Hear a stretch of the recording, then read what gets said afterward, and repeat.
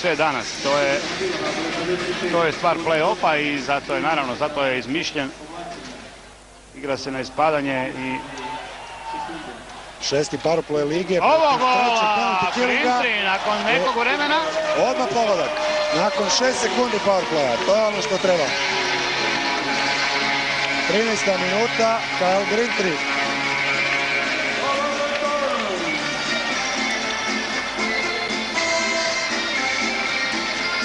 Vidjet ćemo to još jedan puta.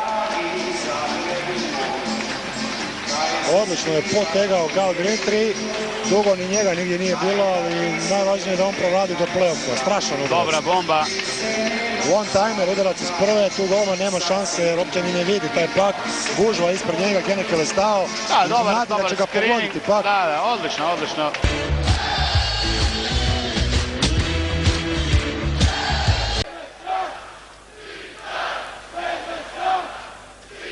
Dobro postavljen napad, ali onda komplikacije. Dobro je, ostaje pak unutra. Treba oko gola ići, sam je tu igrač na desnom krilu, to je Grintry, kakav gol! Grintry ponovo! Bez obzira kakav pak dođe. Pak je došao, malo je skakao, vrtio se i zato je bilo Hennekelu puno teže za obraniti taj udarac. Da, jer je bio rotirao se, da.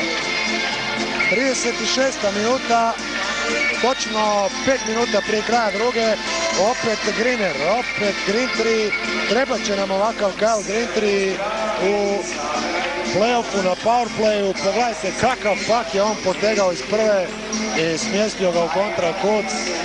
Evo zašto je igrao u AHL-u, zašto je bio tako dobar u Hershey Bearsima. 373 utakmice u AHL ligi, 275 bodova. Dovoljno je to reći. Iskusnjara.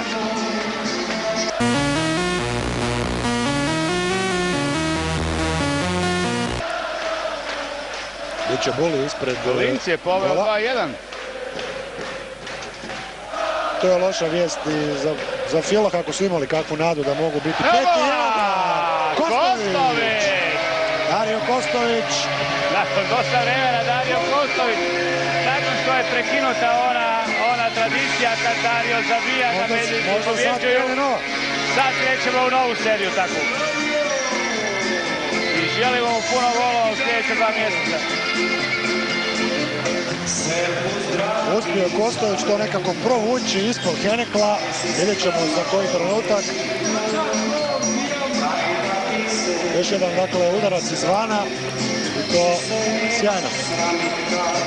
Iz globa je